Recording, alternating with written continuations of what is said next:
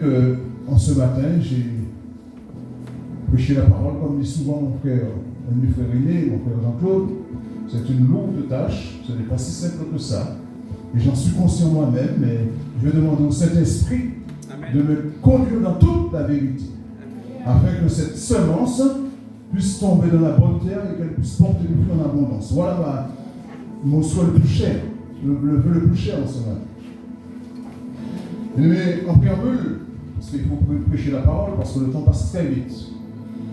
En préambule, ce matin, j'ai à cœur de vous parler de certaines catégories de personnes sur le plan sociétal.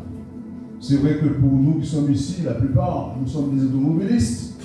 Il est évident que si nous sommes en train de circuler à bord de notre véhicule, nous voyons des personnes qui nous font signe de nous arrêter. Nous n'allons pas forcément porter une vive attention à cela. Nous allons dire peut-être que ce sont des autostoppeurs, peut-être, ou des personnes qui veulent peut-être nous agresser, qui sait. Mais il y a des personnes qui ont un signe distinctif, des personnes qui, à travers leur tenue vestimentaire, sont habilitées, et quand ils vous ont intimé l'ordre de vous arrêter, vous avez tout intérêt à vous arrêter au risque d'être un délinquant et d'avoir des conséquences douloureuses sur le plan pénal.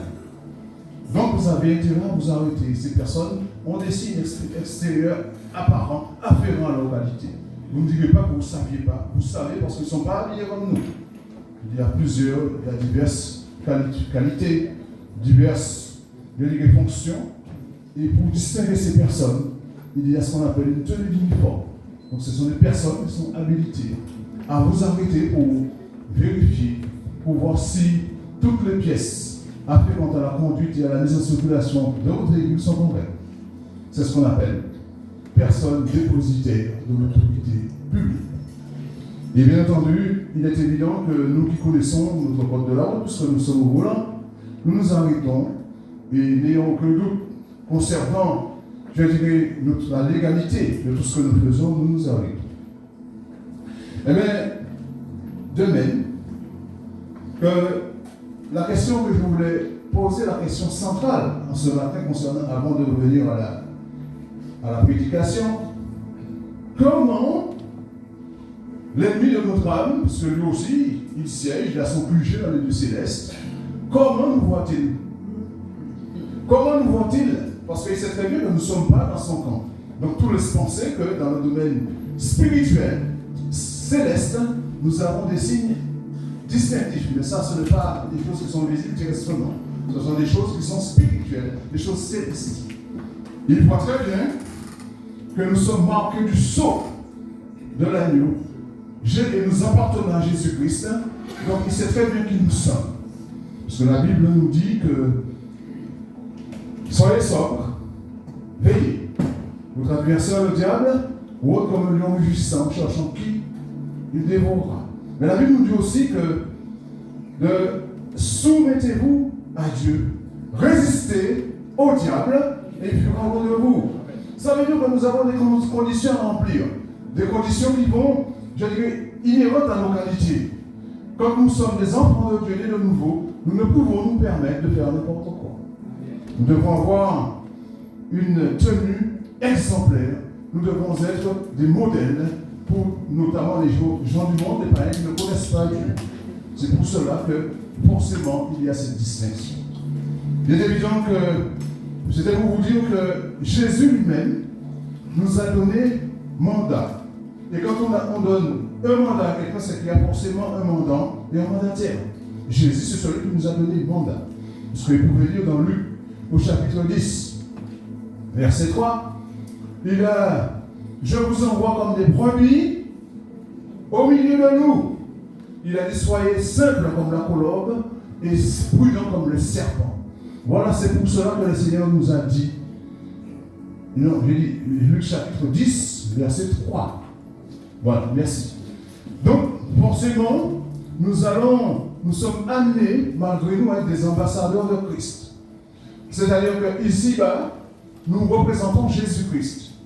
Sur le plan administratif, nous savons bien que le président de la République, qui représente l'autorité suprême de l'État, qui représente l'autorité je dirais, l'exécutif, le pouvoir exécutif. Il ne va pas aller dans tous les départements pour faire respecter l'ordre. Il a délégué des préfets. Dans le département de la collectivité, dans les petites collectivités, celui qui détient le pouvoir exécutif, c'est le préfet. Nous sommes bien d'accord. Donc le préfet fait respecter l'ordre républicain au nom de l'État et au nom du peuple français. Là, je parle dans le domaine administratif. Bien entendu, comme je vous ai dit, ces hommes sont chargés de veiller à ce que l'ordre soit respecté et nous savons tous que nous avons tout intérêt à respecter tout ce qui est prévu par les textes. C'est pour cela que ce matin, je voudrais te poser la question, qui es-tu vraiment? Et c'est de nous qu'il est question ce matin. Qui sommes-nous? Nous sommes des personnes dépositaires de l'autorité divine. Amen. Ça veut dire que nous représentons Jésus-Christ sur la terre. Amen. Nous ne sommes pas n'importe qui, et quand le diable, notre adversaire, il essaie de venir pour essayer de nous effrayer, nous devons le mettre en fuite. Amen. C'est notre devoir, le plus absolu, de le repousser. C'est Dieu qui nous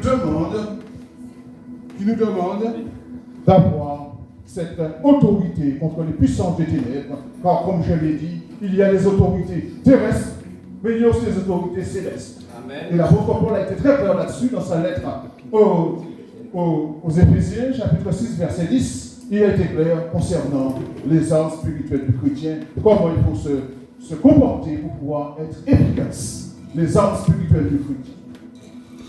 Mais les armes, c'est bien. Mais il faut aussi que nous ayons cette autorité. Autorité qui consiste à ne pas laisser l'ennemi essayer de nous déstabiliser. Pourquoi? Parce que c'est Jésus qui nous a donné le mandat. Donc Jésus n'est pas n'importe qui. C'est vrai qu'il y a ce message pour ne rien vous cacher. Il a été préparé depuis début décembre. Donc je dis, bon, Seigneur, quand tu voudras, je prêcherai ce message. Et c'est vrai dans cette période festive. J'entends des personnes qui viennent des divins enfants, donc beaucoup de chansons, des choses, parce que c'était, tout le monde voulait festoyer. C'était la grande liesse, parce que les gens attendaient avec impatience les fêtes pour s'enivrer. Je voudrais dire en ce matin, Jésus n'est pas un petit bonhomme. Jésus n'est pas un bébé. Jésus n'est pas notre camarade. Jésus, c'est Dieu dans toute sa splendeur. Jésus n'est pas n'importe qui. Et je voudrais insister là-dessus, parce que c'est la Bible que nous lit. Et d'ailleurs, avant d'introduire cette prédication, je vais donner le titre, car j'aime bien donner le titre pour marquer les esprits. L'autorité divine et suprême de Jésus. L'autorité divine et suprême de Jésus. Ça veut dire quoi? Que nous allons, je vous invite d'ailleurs à prendre le texte avec moi. Pour commencer cette prédication, nous allons voir Colossiens, chapitre 1er, versets 15 à 20.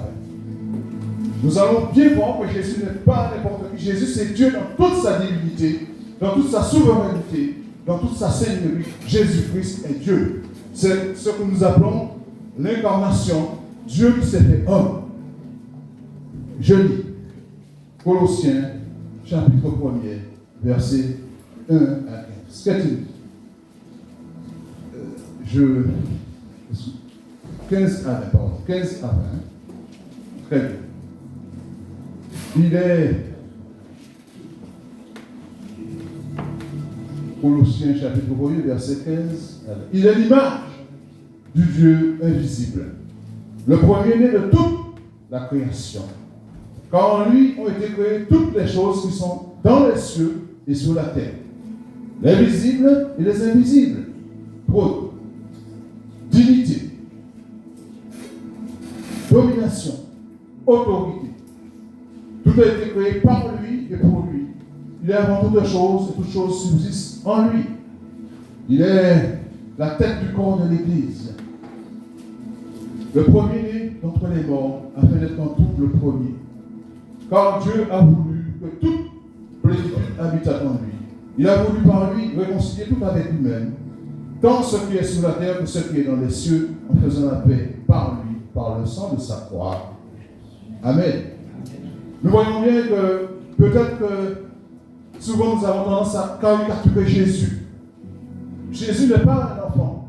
C'est vrai que l'incarnation, Dieu qui se fait homme, a voulu que Jésus ait une nature terrestre, physique, humaine. mais il y avait la divinité, la double nature de Jésus-Christ. Et c'est cela notre question ce matin. Jésus, une fois qu'il a accompli, il a rempli tous ces mystères, Jésus a retrouvé, je dirais, son aspect céleste. Donc Jésus vit d'éternité en éternité. Afin que nous comprenions que trop souvent nous avons tendance à dire que mais oui, mais Jésus, on voit Jésus, le petit enfant, certains le voient encore sous la croix. C'est ce qu'on appelle l'idolâtrie. Jésus-Christ n'est plus sous la croix. Il a été crucifié. Il a été enseveli. Il est ressuscité d'entre les morts. Il vit d'éternité en éternité. Donc nous n'avons aucun problème de ce côté-là, aucun doute. Et nous sommes conscients que le Seigneur devait venir pour une mission. Et c'est vrai que dans un texte que nous connaissons tous, nous pouvons parler de Jean, chapitre 3, verset 16. C'est relatif à l'amour de Dieu pour toute l'humanité. La venue de Jésus avait été annoncée plusieurs siècles auparavant par tous les prophètes qui l'ont précédé. Car Dieu a tant aimé le monde qu'il a donné son Fils unique afin que quiconque croit en lui ne périsse point, mais qu'il ait la vie éternelle. En effet, Dieu n'a pas envoyé son Fils dans le monde pour qu'il juge le monde, mais pour que le monde soit sauvé par lui. C'est de cela qu'il est question. Et je voudrais insister encore pour que nous puissions comprendre que Jésus a accompli sa mission. Maintenant, c'est nous qui sommes ici-bas. Nous avons une mission à accomplir en son nom. Parce que d'ailleurs, il va nous dire dans Matthieu chapitre 28, verset 18, Jésus s'est approché, leur parlant ainsi.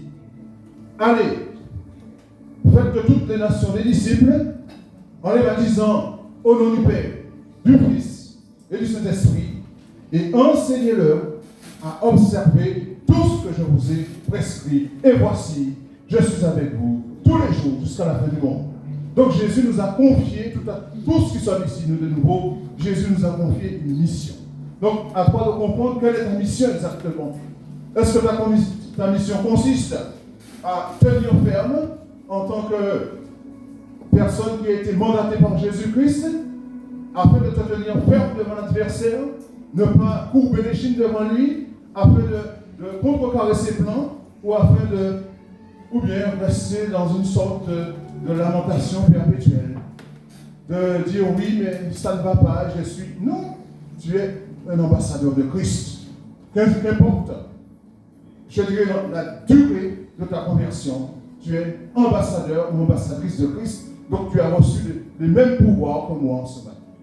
En tout cas, pas besoin de l'afficher si tu veux, mais dans la mission de Jésus, c'est Jean chapitre 1, Jean chapitre 3, verset 8, qui consiste à Jésus, le Fils de Dieu apparu afin de détruire les œuvres du diable. Voilà pourquoi nous aussi, nous avons cette mission. 1 Jean chapitre 3, verset 8 nous dit, le Fils de Dieu apparu afin de détruire toutes les œuvres du diable. Donc Jésus nous a donné mandat. Et c'est exactement la même mission que nous aussi nous avons. Alors quand l'ennemi va venir comme un fleuve, va essayer de te déstabiliser, tu dois comprendre que celui qui habite en toi et que le diable voit, tu dois prendre autorité contre les puissants des ténèbres et contrecarrer les plans de l'ennemi et le mettre en fuite. Ce n'est pas à toi de prendre la fuite devant le diable, car tu n'es pas n'importe qui. Je voudrais insister ce matin de dire que tu n'es pas n'importe qui. Tu es quelqu'un que Dieu a choisi, a établi, afin d'être ambassadeur ici-bas. Et de même que j'ai pris volontairement l'exemple du président de la République qui a délégué, il y a des préfets dans chaque département. Parce que les préfets ont exactement les mêmes pouvoirs exécutifs que le président. Et bien toi c'est pareil. Jésus t'a mis tel ou tel endroit, c'est parce que tu as une mission. Et quand tu agis au nom de Jésus, tu as forcément la victoire. Amen. Tu as la victoire et ce n'est pas la peine d'avoir peur. Parce que si tu ne sais même pas qui tu es, eh bien l'ennemi, il va te balbutier dans tous les sens et il va te confondre. Mais si tu lui dis au nom de Jésus, c'est Jésus qui m'a donné cette vie, je suis né de nouveau, je t'ordonne de quitter les lieux, il s'en allera parce qu'il n'aura rien du tout à te reprocher. Néanmoins, cela passe forcément par la soumission qui sous-entend l'obéissance stricte, scrupuleuse à la parole de Dieu. À ce moment-là, le diable n'aura pas d'autre choix que de prendre la fuite. D'ailleurs, notre Seigneur lui-même, quand il a été tenté pendant 40 nuits et 40 jours dans le désert, l'ennemi est venu. L'ennemi s'est présenté. Et bien Jésus lui a dit, il est écrit. Il est écrit, il a aussi écrit. Ça veut dire que pour dire qu'il est écrit, il doit avoir la maîtrise des Saintes Écritures. Ce livre de la loi, il ne s'éloigne pas de ta bouche, mais dit que jour et nuit, c'est alors que tu auras du succès. C'est l'Éternel Dieu qui l'avait dit à Josué. Et aujourd'hui, c'est valable pour nous. Les Saintes Écritures, nous devons prendre autorité contre les puissances des ténèbres et les repousser, afin que nous ne soyons pas dans une situation ambiguë. Je prends un autre texte, Jean, chapitre 14, versets 12 à 14. Pour dire qu'il y a les œuvres de Dieu, Jésus nous relate les œuvres de Dieu, mais il y a ceux que nous pouvons faire nous aussi. Qu'est-il dit dans Jean au chapitre 14, versets 12 à 14? Le Seigneur nous rappelle que nous aussi, nous avons été investis d'une grande autorité et nous ne pouvons d'aucune manière nous résigner à nous laisser déstabiliser par le diable notre adversaire. Qu'est-il dit? Jean, en vérité, je vous le dis. Jean chapitre 14, verset 12 à 14. Celui qui croit en moi fera aussi les œuvres que je fais. Et il en fera de plus grandes parce que je m'en vais au Père. Et il dit, et tout ce que vous demanderez en mon nom, je le ferai, afin que le Père soit glorifié dans le Fils. Allez, je m'arrête là.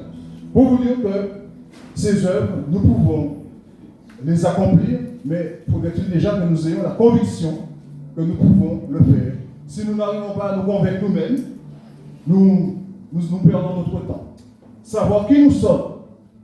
Nous sommes ici-bas sur cette terre, mais nous sommes des citoyens des cieux. C'est la Bible qui le dit, ce n'est pas moi qui l'invente. Donc nous devons nous faire respecter par Satan et son armée, qui ne cesse de nous oppresser, de nous attaquer, de nous harceler par toutes sortes de stratagèmes, et j'en passe. En tout cas, voilà les puissances, les autorités que Dieu nous a confiées et nous a dit que nous pouvons le faire. Que le nom du Seigneur soit béni. Bien aimé, je vais prendre le texte de base sur lequel nous allons nous s'appuyer même de cette prédication. Luc, chapitre 8, versets 22 à 37. Luc, chapitre 8, versets 22 à 37. Là, il est question de la puissance, de la seigneurie de Jésus. Un jour, Jésus monta dans une barque avec ses disciples. Il leur dit, passons de l'autre côté du lac. Et il partit. Pendant qu'il naviguait, Jésus s'endormit. Un tourbillon fondit sur le lac, la barque se remplissait d'eau, et ils étaient empêchés. Ils s'approchèrent et le réveillèrent. Là, il est question des disciples, bien sûr, en disant, Maître, nous périssons. S'étant réveillé, il menaça le vent et les flots qui s'apaisèrent et le calme revint. Puis il leur dit, où est votre foi? Saisis de frayeur et d'étonnement, ils se dirent les uns aux autres, quel est donc celui-ci qui commande même au vent et à l'eau et à qu'ils obéissent? Ils abordèrent dans le pays des Géraséniens, qui est vis-à-vis de la Galilée. Lorsque Jésus fut descendu à terre, il vint au-devant de lui un homme de la ville qui était possédé de plusieurs démons. Depuis longtemps, il ne portait point de vêtements et avait sa demeure non dans une maison, mais dans les sépulcres. Ayant vu Jésus, il poussa un grand cri, se jeta à ses pieds et dit d'une voix forte, qu'y a-t-il entre moi et toi, Jésus, Fils du Dieu très haut? Je t'en supplie, ne me tourmente pas. Car Jésus commandait à l'esprit impur de sortir de cet homme, dont il s'était emparé depuis longtemps. On le gardait lié de chaînes et les fers aux pieds, mais il rompait les liens. Il était entraîné par le démon dans le désert. Jésus lui demanda, quel est ton nom? Légion, répondit-il. Car plusieurs démons étaient entrés en lui. Et il pria instamment Jésus de ne pas leur ordonner d'aller dans la ville. Il y avait là, dans la montagne, un grand troupeau de pourceaux qui paissaient. Et les démons supplièrent Jésus de leur permettre d'entrer dans ces pourceaux. Il le leur permit. Les démons sortirent de cet homme, entrèrent dans les pourceaux, et le troupeau se précipita dans les pentes escarpées dans le lac, et se noya. Ceux qui les faisaient paître, voyant ce qui était arrivé, s'enfuirent et répandirent la nouvelle dans la ville et dans les campagnes. Les gens allèrent voir ce qui était arrivé. Ils vinrent auprès de Jésus et ils trouvèrent l'homme de qui était sorti les démons assis à ses pieds, vêtu et dans son bon sens, et ils furent saisis de frayeur. Ceux qui avaient vu ce qui s'était passé leur racontèrent comment le démoniaque avait été guéri. Tous les habitants du pays des Géraséniens prièrent Jésus de s'éloigner d'eux, car ils étaient saisis d'une grande crainte. Jésus monta dans la barque et s'en retourna. L'homme de qui était sorti les démons lui demandaient la permission de rester avec lui, mais Jésus le renvoya en disant, retourne dans ta maison et raconte tout ce que Dieu t'a fait. Il s'en alla et publia par toute la ville tout ce que Jésus avait fait pour lui. Amen. Bien-aimés, vous voyez bien que dans ce texte, Jésus était avec ses disciples et Jésus savait ce qui allait se passer parce que c'est là que nous pouvons voir l'omniscience de Dieu. Jésus était avec eux, mais je vais insister sur la double nature. La nature humaine, c'est tout à fait naturel, me direz-vous. Jésus étant fatigué, s'est endormi. Il s'est endormi, ça veut dire que Jésus était un être humain comme nous-mêmes. Mais je veux quand même souligner quelque chose qui est fondamental. Il n'avait aucun péché. Il n'avait jamais péché. Il était pur, il n'avait pas de péché. Et Jésus s'est endormi parce qu'il avait la fatigue. Et c'est à ce moment que le temps s'est dégradé, les flots se sont soulevés, le vent devenait menaçant et les disciples étaient saisis de frayeur. Et à ce moment-là, pris de panique, ils ont dit, Maître, nous périssons. Et s'étant réveillé de la Bible, Jésus menaça le vent et les flots s'apaisèrent et le calme revint. Je voudrais dire, à travers ce texte, nous voyons bien que Jésus partait pour une mission bien précise, bien spécifique. Et l'ennemi qui voulait contrecarrer les plans de Dieu, il en a profité, voyant que Jésus était en train de se reposer. À ce moment-là, nous savons bien que quand il s'est réveillé, il a ordonné au flot et au vent de se calmer, et aussitôt le calme revint. Ça veut dire que notre adversaire, le diable, souvent il utilise des phénomènes naturels derrière lesquels il s'y cache. Là, nous avons le mauvais temps, nous avons la tempête, nous avons le vent qui s'est déchaîné, et le navire est en train de faire naufrage. L'ennemi s'est caché derrière un phénomène naturel afin de déstabiliser les disciples. Mais je voudrais te dire en ce matin, si tu as fait la paix avec Dieu par le sacrifice de Christ, tu es né de nouveau. Jésus n'est pas dans la barque, mais il est dans ton cœur. Donc tu n'as pas à craindre l'ennemi ce matin. Lorsqu'il va venir justement pour te déstabiliser, il va essayer de mettre toutes sortes de choses dans ta tête. Il va essayer de se liguer contre ton époux. Tes enfants, tu dois le repousser. Parce que derrière tous ces problèmes-là, il y a des puissances diaboliques qui s'y cachent. Il y a aussi la problématique de la maladie. Et nous avons constaté que souvent, quand nous avons mis en place, ne serait-ce qu'un séminaire ou des périodes d'évangélisation, ce n'est pas un hasard. Nous apprenons que pas mal de frères sont tombés malades. Je ne dis pas que la maladie n'est pas naturelle. Ce n'est pas ça.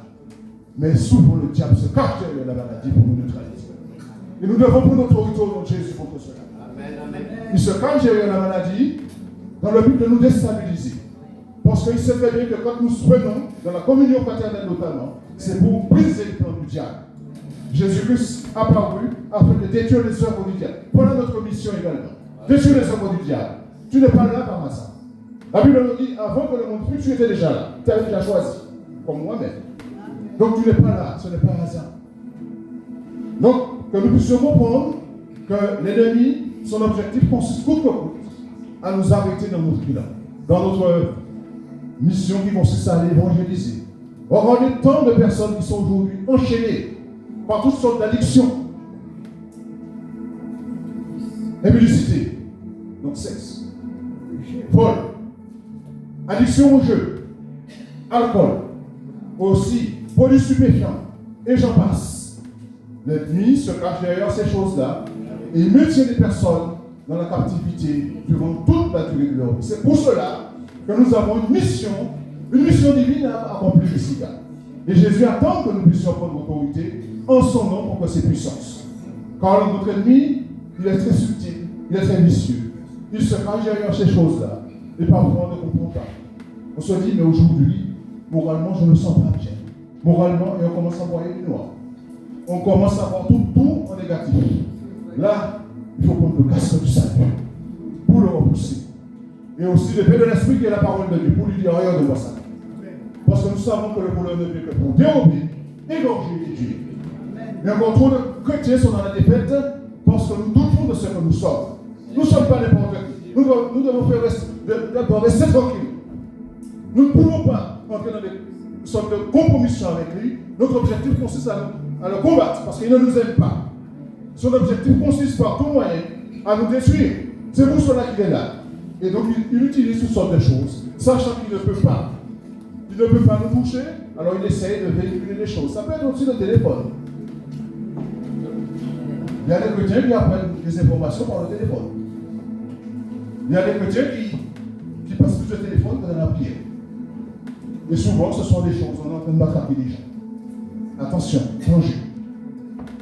Nous devons comprendre que Jésus nous a confié cette mission, et c'est à nous de prendre conscience que nous devons lutter contre ces puissances diaboliques et sataniques. Et nous voyons bien dans ce texte, pour revenir à notre texte, que cet homme était lié et tout le monde avait peur de lui, parce que quand bien même il était enchaîné et il était possédé de plusieurs démons. Et là il a dit, Jésus va lui parler à l'ennemi. Jésus ne parle pas à l'homme, mais aux démons, aux puissances diaboliques et démoniaques qui ont possédé cet homme. Jésus va lui demander son nom. Il va lui dire, et ça c'est au verset 30, quel est ton nom? Légion, répondit-il, car plusieurs démons étaient entrés en lui. Et il priait les démons. Instamment, Jésus ne va pas leur ordonner d'aller dans la Bible. Donc nous savons que la Bible, c'est un endroit qui est très hostile et que même les démons ne veulent pas y aller. Donc par conséquent, malheur à ceux qui sont tièdes, qui n'ont pas encore pris une résolution qui consiste à rester, je dirais, sous l'onction de Dieu, en se soumettant, je dirais, aux ordonnances prescrites par Dieu, qui parfois disent, bon, tout compte fait. Non, là nous voyons bien que les démons ne voulaient pas y aller. Et là, au verset 28, la Bible nous dit, et en Jésus, il poussa un cri, se jeta à ses pieds et dit d'une voix forte, qu'y a-t-il entre moi et toi, Jésus, fils du Dieu très haut? Je t'en supplie, ne me tourmente pas. Ça veut dire que, au cas tu aurais un doute, les démons eux-mêmes reconnaissent la divinité de Jésus. Ils reconnaissent la seigneurie de Jésus. Ils reconnaissent la puissance de Jésus. Donc, par conséquent, il n'y a aucun doute. Si en ce matin, je ne doute pas un instant, tu as le Saint-Esprit avec toi, c'est Dieu lui-même. Donc, tu ne peux pas laisser l'ennemi faire ce qu'il veut avec toi. Tu dois prendre autorité contre les puissances des ténèbres et le repousser. C'est ce que Dieu nous demande à tout un chacun. Et nous savons bien que dans ce texte, il y a la souffrance. La souffrance, elle est là. Et nous voyons bien que les démons avaient demandé à Jésus l'autorisation d'entrer dans ces pourceaux. Et bien entendu, Jésus leur ordonna de le faire. Et la Bible nous dit qu'aussitôt, le troupeau se précipita dans des pentes escarpées dans le lac et se noya. Ça veut dire que les esprits diaboliques, ce sont des puissances occultes, célestes, ont toujours besoin de quelqu'un pour pouvoir posséder des personnes. Les démons ne veulent pas, justement, aller dans les lieux hostiles, les lieux arides. C'est pour cela qu'il est très important que nous puissions insister sur la nécessité d'avoir Jésus dans notre vie. Bien entendu, frères et sœurs, d'ailleurs le Seigneur nous a enseigné là-dessus. Luc, au chapitre 11, verset 21. Si tu peux l'afficher, ma sœur, Luc chapitre 11, verset 21. Ça veut dire qu'il est parlé d'homme fort. Lorsque l'homme fort est bien armé, garde sa maison. Mais de quelle maison s'agit-il? C'est ton cœur. Ce qu'il possède est en sûreté. Continue, on va continuer. Mais lorsque l'homme fort est bien armé, mais si le plus fort que lui survient le ventre, il lui enlève toutes les armes dans lesquelles il se confiait et il distribue ses dépouilles. Je m'arrête là. Ça veut dire que, d'ailleurs, dans Proverbe 83, il a dit veille sur ton cœur plus qu'autre chose, car c'est du cœur que viennent les sources de la vie. Ça veut dire que ce matin, si tu n'as pas le Saint-Esprit qui habite ton cœur, donc Jésus, tu es vulnérable. Parce qu'à tout moment, les puissances diaboliques peuvent venir et te posséder, et tu ne seras plus maître de tes mouvements. Tu seras dépendant de ces puissances occultes, et tu vas être quelqu'un qui sera, je dirais, tu seras perdu, en fait. Et parce que là, la Bible nous dit que quand Jésus a guéri cet homme, il retrouvera son bon sens. Ça veut dire que quand quelqu'un est possédé de démons, cette personne n'est pas dans son bon sens. Donc Jésus a extirpé, a chassé ces démons, et quand Jésus ordonne quelque chose, les démons s'exécutent immédiatement. Il n'y a pas de contestation possible. Jésus, c'est lui qui est souverain. Quand il a demandé aux démons de s'en aller, ils partiront tout de suite parce qu'ils savent bien que Jésus, c'est la divinité. Jésus, c'est Dieu lui-même. Bien-aimés, nous voyons bien dans ce texte que nous avons tout intérêt. Tout intérêt à ouvrir notre cœur à Jésus. À marcher avec lui. Dans l'obéissance, dans la soumission et aussi dans la résistance.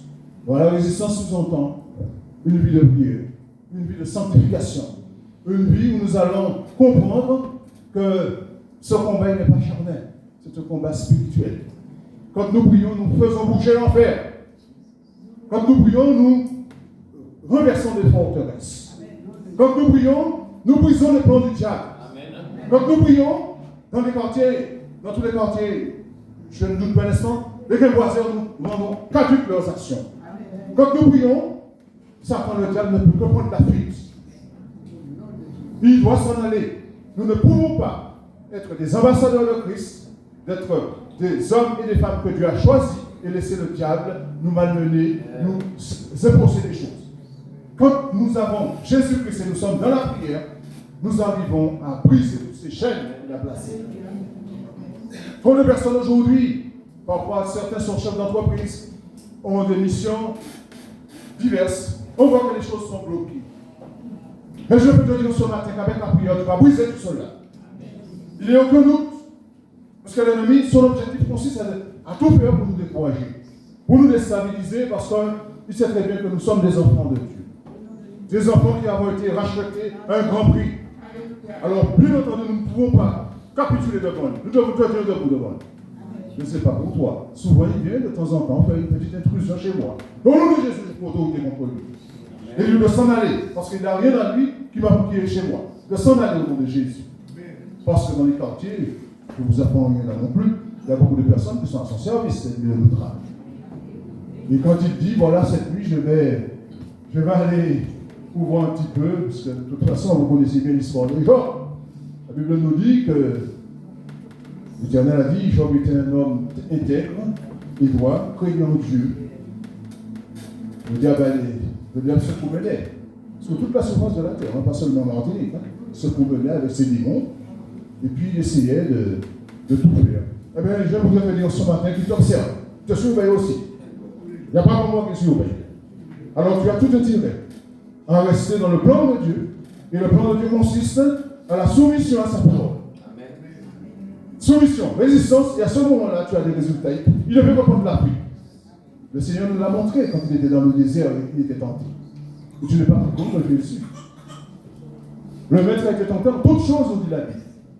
Mais la différence avec nous, c'est qu'il n'a jamais séché. Il est resté ferme jusqu'à la croix. Et il s'est soumis à l'autorité de Dieu jusqu'à la croix. Bien aimé, c'est très important pour nous de comprendre que dans ces temps de la fin, des temps particulièrement difficiles, des difficultés qui sont, je dirais, de plus en plus nombreuses, nous devons rester attachés à la parole de Dieu et ne pas nous endormir, ne pas rester, nous laisser envahir par une sorte de sommeil sur le plan spirituel. Mais nous devons combattre.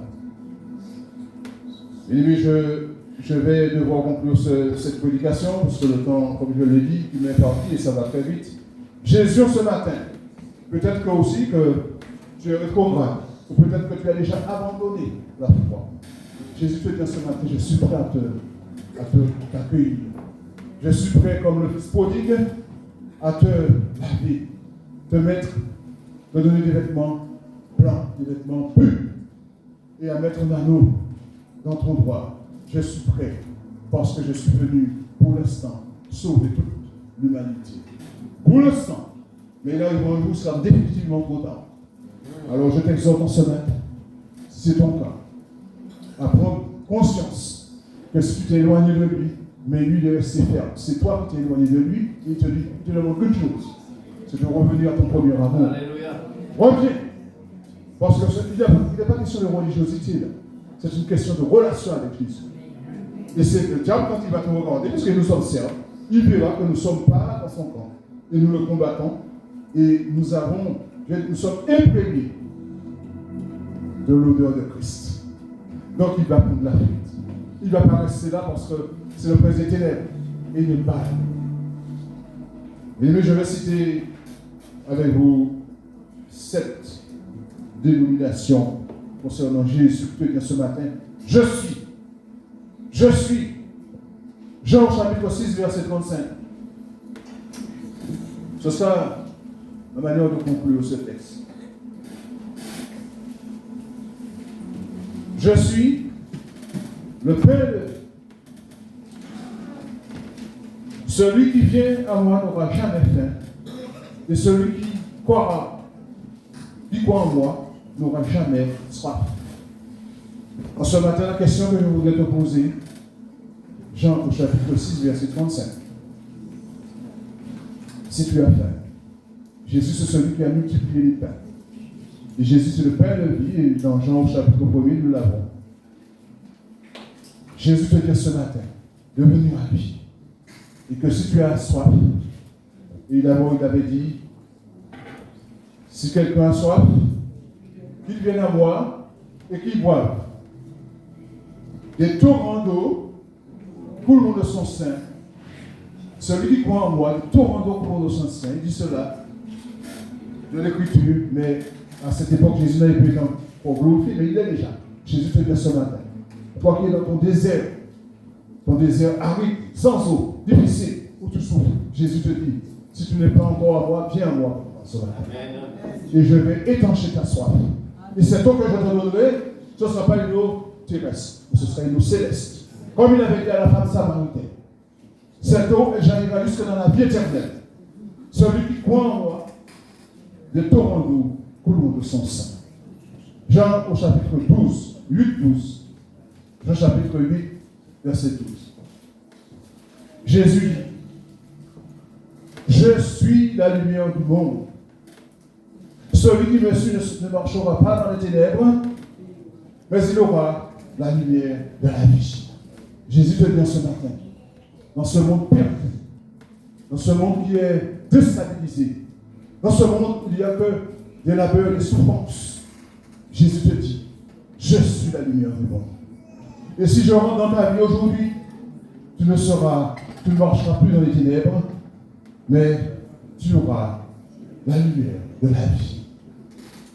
Je voudrais que tu comprennes que cette lumière dont il est question, ça n'a rien à voir avec la lumière nucléaire que nous avons. Cette lumière, c'est que quand bien même que tu dois être surpris par la mort physique, tu vas régner avec lui dans l'éternité.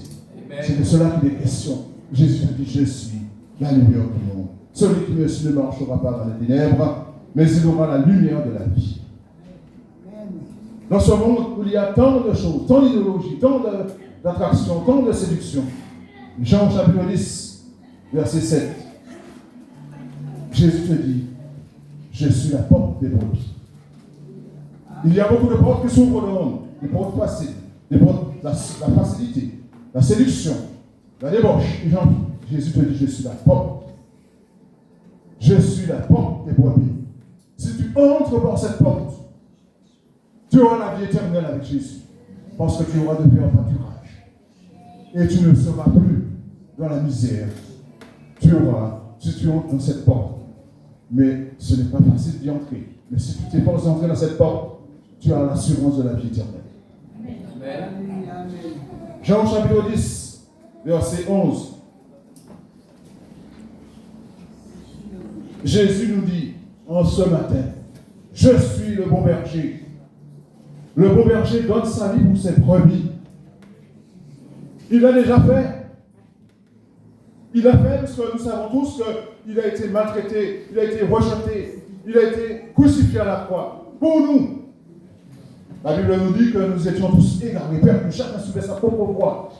Et l'Éternel a fait tomber sur lui l'iniquité de nous tous. Son corps a été blessé pour nos péchés, brisé pour l'iniquité de nous tous. C'est de nos douleurs qui s'est chargé. Et enfin, le châtiment qui nous donne la paix est tombé sur lui. C'est par le Seigneur Christ nous sommes guéris. Nous sommes guéris de toute maladie. Parce que Jésus nous dit, je suis le bon berger et je donne ma vie pour mes brebis. Jean, au chapitre 11, verset 25.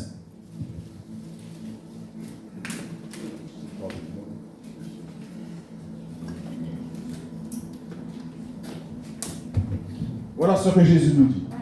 Je suis la résurrection et la vie. Celui qui croit en moi vivra quand même il serait mort. Et quiconque vit et croit en moi ne mourra jamais. Je ne parle pas de cette mort physique. On est bien d'accord.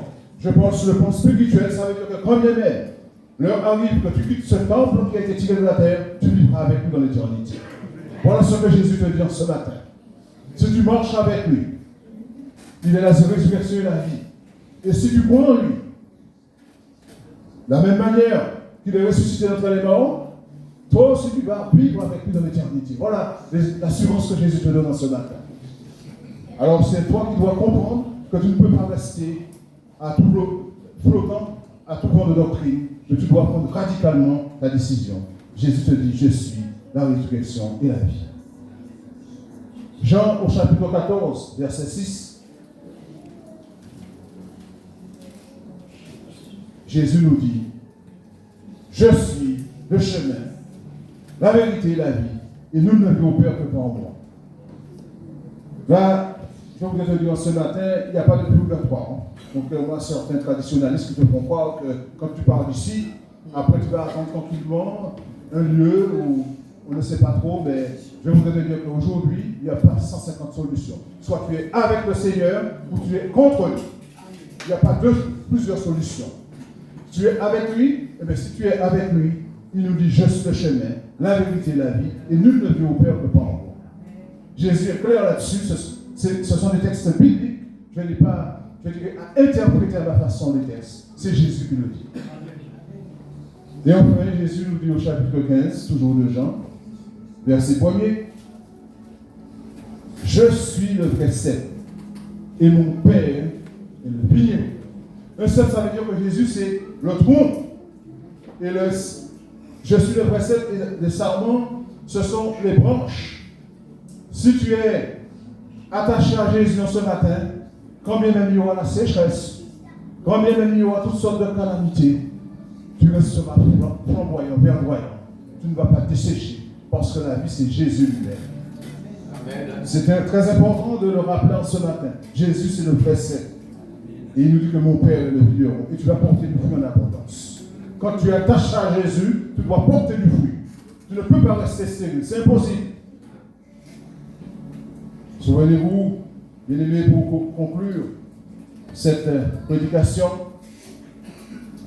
dans Luc au chapitre 13, verset 10, cette femme qui était courbée, depuis 18 ans. Satan maintenait cette femme courbée depuis 18 ans. Donc, c'est une femme qui était dans la souffrance. Cette femme était dans la souffrance et nous voyons bien que notre page en passeur, c'est Luc. Luc chapitre 13, verset 10. La femme est courbée et Jésus la guérit. Ce même Jésus est au milieu de nous ce matin. Amen. Et il te dit que si tu es courbé par les problèmes de la vie, il est capable de te redresser en ce matin. Il te dit que si tu es courbé, parce que chaque jour, avec son lot de difficultés, de souffrance, Jésus te dit ce matin, je suis capable de te redresser afin que tu regardes les choses d'en haut et à nous ceux qui sont sur la terre. Amen. Jésus te dit ce matin que notre vie est cachée en Christ et de ne pas nous affectionner aux choses ici-bas. Le diable est notre adversaire. Son but, son controverse consiste à nous pousser à détourner notre regard sur les choses terrestres. Alors que les choses terrestres sont passagères. Je n'ai vu personne partir au sépulcre avec des conteneurs et des camions de déménagement. Je n'ai jamais vu seul. Dans le meilleur des cas, c'est quelques fleurs, voilà, pour par reconnaissance. Mais il y a des gens d'ailleurs qui ne se donnent même pas la peine, selon leur volonté. Mais je n'ai vu personne partir au sépulcre avec des lingots d'or. Personne. Donc Jésus nous dit ce matin, à tous, qu'il est capable de te redresser ce matin. Amen. Mais Jésus ne va pas entrer dans ta vie comme ça. Il faut que tu le veuilles, que tu lui demandes. Et là, il va entrer dans ta vie, il va transformer ta vie. Amen. Le nombre de malades que nous avons chez nous, des personnes qui sont actuellement, je dirais, qui ont été neutralisées par la maladie. Et je rappelle encore, je n'ai pas dit que la maladie, ça vient forcément de l'ennemi. Je n'ai pas dit ça. Il y a des maladies qui sont tout à fait naturelles, mais il y a des maladies surnaturelles aussi. Il y a des maladies pour essayer de nous déstabiliser, de nous nuire, pour que nous soyons dans la médiocrité, dans la pauvreté, dans la souffrance. Ce matin, je voudrais te dire que Jésus est capable de te redresser. Qu'importe les difficultés qui t'assaillent de toutes parts, Jésus est capable de le faire. Et là, je vais finir par un dernier texte que nous connaissons tous. Ce sera mon dernier texte de conclusion dans Apocalypse, au chapitre 4, verset 20. Jésus te lance encore un appel. Si tu n'as pas encore fait l'appel avec lui. Apocalypse de Jean, chapitre 4, verset 20.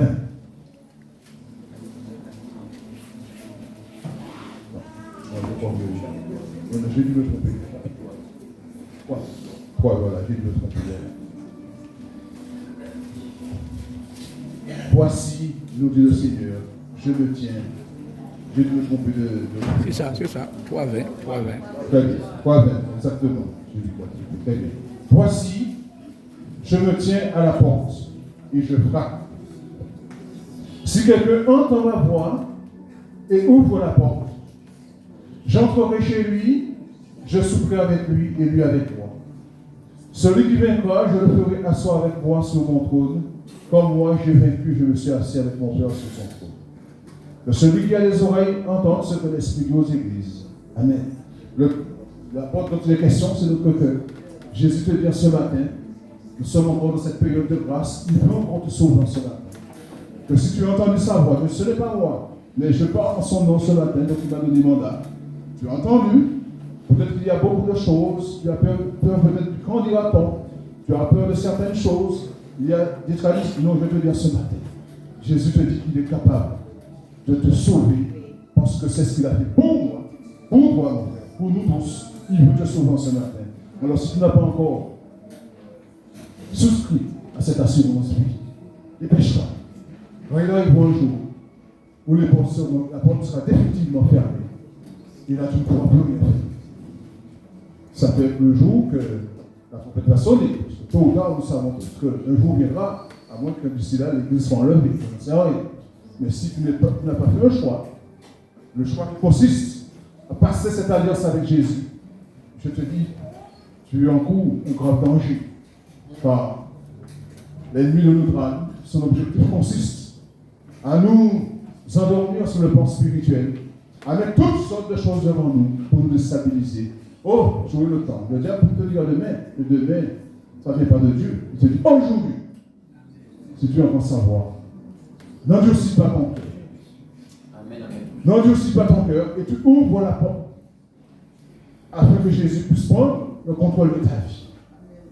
C'est ce que je peux t'exhorter en ce matin. Et peut-être que toi qui es rétrograde, peut-être que tu es là depuis bien longtemps. Tu as abandonné la main du Seigneur. Le Seigneur te rappelle encore ce matin. Il te dit, viens, je te pardonne tes péchés, je suis prêt à te vêtir de nouveau de vêtements blancs de la justice et te mettre une alliance afin que tu sois un chrétien digne de ce nom. Bien-aimé, que le nom du Seigneur soit béni. C'est ce qui m'avait mis en ce matin à cœur de vous prêcher. Le Seigneur nous demande tout simplement qu'il nous a donné des armes. Nous avons pris des armes, nous avons le pouvoir, mais il nous demande de faire preuve d'autorité contre les puissances des ténèbres. Nous ne pouvons pas laisser la vie faire ce qu'il veut. Nous sommes des enfants de Dieu, nous sommes le peuple de Dieu, et donc nous prenons l'autorité contre toutes les puissances des ténèbres, et nous pouvons, en ce matin, continuer notre chemin avec lui. Que son nom soit béni. Je vous invite à vous lever, pour ceux qui le peuvent, et je vais prier dans ce sens. D'ailleurs, je demande à mon frère Jean-Claude de prier, que le Seigneur puisse nous conduire par son esprit, et que l'autorité dont il nous investit, nous puissions marcher de vos grands pour toi. Que son nom soit béni.